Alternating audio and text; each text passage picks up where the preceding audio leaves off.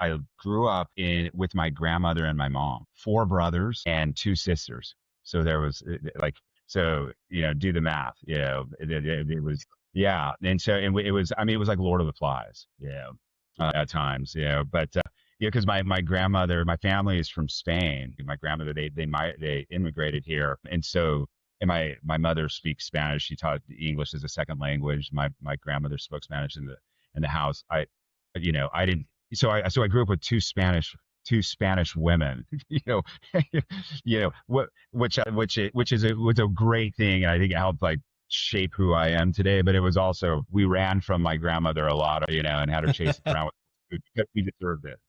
Yeah, so. But yeah, no, grew up there to high school, totally like because my mom was working and my grandmother was there. We completely took advantage of that, setting things on fire, breaking windows, it was chaotic. Like I said, Lord of the Flies. But yeah, but from an early age, I mean, it was, we were kind of, I didn't need as many friends when I was young because I had so many people in the family. Like we were like a baseball team almost all together. So it was really good. That was really good that we had as kids, like especially getting into like high school. I've learned that, and I tell my daughters this. I have two daughters. We don't know what we want to be when we grow up very, very well. We think we do, but we're actually a lot better about knowing what we don't want to be. Right. And so I learned a lot of things that I didn't want to do would be by doing dumb stuff as a young kid. you know, so it's deductive reasoning. You take some of that out, and the next thing you have is something closer to actually what you want to do or be. There's a lot of trial and error when you're young kids, and I learned what I didn't want to do. I think you just described like what it's like growing up in a big family really, really well. I come from a family, not exactly the same, but I have five brothers and two sisters. And the Lord of the Flies reference is fairly accurate. You learn a lot of interpersonal dynamics when there's just when there's that many folks running around. So Yeah, I love that a lot. yeah. Wait. It's when it's non-excludable, right? And you can't stop everyone in the house from going to the dinner table, right? Yeah. You know, but there's limited resources. The food on the table, rules emerge, right? It's like black markets. It's the same thing, and gangs and so it's these rules emerge. It's the same way like when you're surfing in the water, you can't exclude people from going there, but there's a limited resource called waves. And so what emerges is this hierarchy out there, and there's rules. You don't do this, you don't do that. That's people fight on the beach and stuff like that. Same thing happens in a big family. Like these rules emerge because there's no like policemen there if mom and grandma aren't there, right? So there's this hierarchy and things that I look back at some of that. And I just laugh about how some of the things emerged that they did. Oh I man, have had like a very econ based kind of mind, so you're gonna hear probably a lot of that. very well described. So you say you have an econ based mind. So you ended up we're in Southern California. Like why would you ever leave? So nice down there. You got surf. You got everything you need. But you mentioned that you have an econ based mind. So was that one of those things that kind of developed like just over time? You mentioned how you learned how a lot about what you don't like, what you don't want to be as you were young. And at some point you realize like, gosh, I really like this kind of resonates with me. And so you end up going studying econ. Is that kind of how it went down or? I wish it was that easy. Yeah, there's a lot more Never is. between. There's a lot in between that. I barely graduated high school, and I don't say this out loud, but I had a 1.9, and they weren't going to let me walk. Because we were surfing. I mean, we were at the beach every single day that we could be. Even when we shouldn't have been at the beach, we were there. And in the summertime, growing up, like we would literally make palm frond huts and live in them, like three or four of us, right? Just because we live on the beach with our boards, and we'd go up to the state campgrounds at night and go pull bologna and water bottles. I'm not saying this is the right thing to do, but this is what we did. We'd go back and they would go home every couple of weeks and grab some food and go back, and so we kind of lived like that. And so I was bored at school, and we were just surfing all the time. The crew that I grew up with, including my brothers, like we were at the beach. We hardly even came home in the summertime. It was crazy. I don't like my mom must have just, well, she had so many of us, I mean, she's like, if I lost a couple of them, I got six more, I mean, I'm just kidding. No, she's a great mom. She loves us. But, and so I barely graduated high school. I'd have my mom kind of go into the office and throw her Spaniard around. And immediately, like within less than a month after I graduated high school, I'm like, I want to go to the North Shore of Oahu and just be a surfer. Yeah. And so I immediately sold my car and moved out there. Boom, $500. Thought I was rich.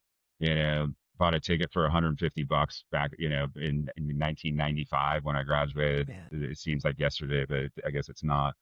Went out there and had $250 essentially in my pocket and found a place that for $250 a month, right?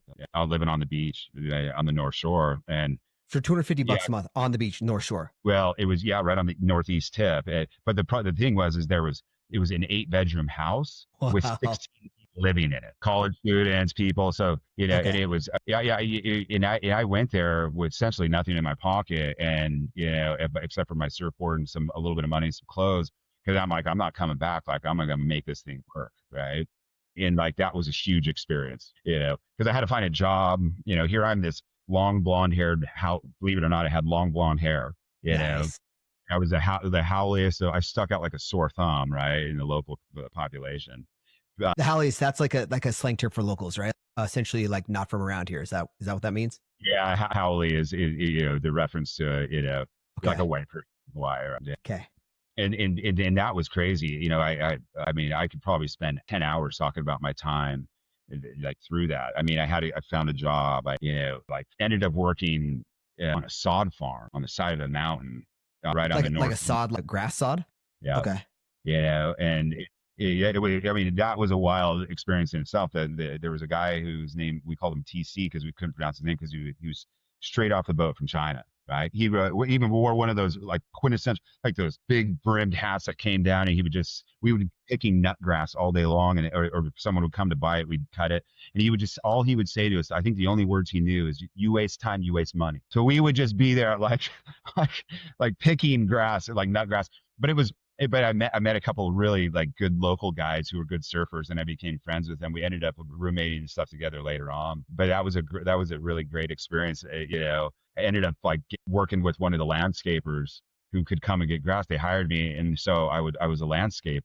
Like I was mowing lawns, I was planting trees, doing all that along the North Shore, and then surfing as much as I possibly could. Yeah, yeah.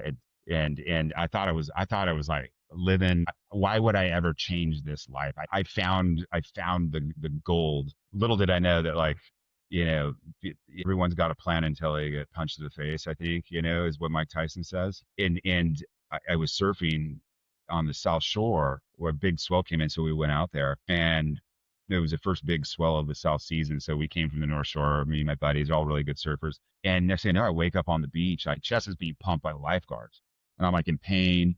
And all I have is my leash on me with no board.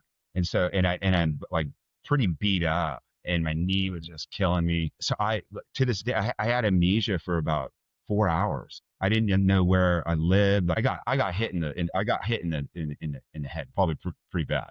I know I did because I was full of staples. Someone had paddled me in. They found me face down in the water, threw me on their board, paddled me in, dumped me off in front of the lifeguards, and then paddled back out. I mean, all I had was my leash on me. So for all I Wow. know, someone dropped in on me and hit me and hit my leg, or I pissed someone off and they punched me and twisted my leg. I don't know. Till this day, I don't even know what happened. I just know that someone essentially, I think, saved me, saved my life. Wow. Yeah, Some unknown and person out there. That's yeah, wild. yeah. I don't even know what happened. That's how hard I get hit. And I guess when you get hit that hard in the head and you're in water, like your respiratory shuts down. So I didn't breathe in a lot of water. So I didn't have like. But when I started to come to, I was kind of piecing things together, and they really my buddies for you for hours.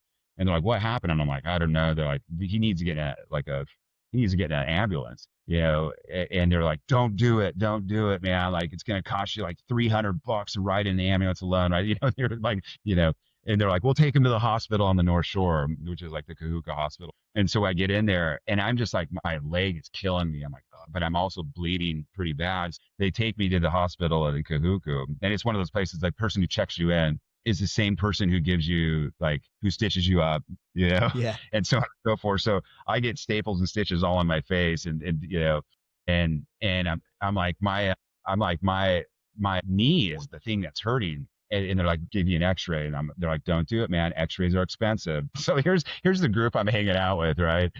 Don't do it. Wait, let's just put ice on it. So, make a long story short, my knee was stuck at like a 45-degree angle.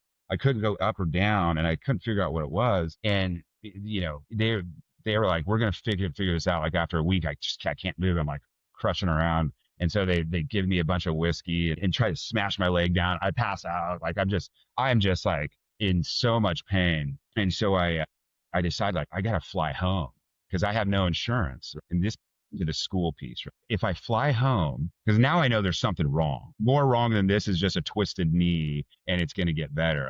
I fly home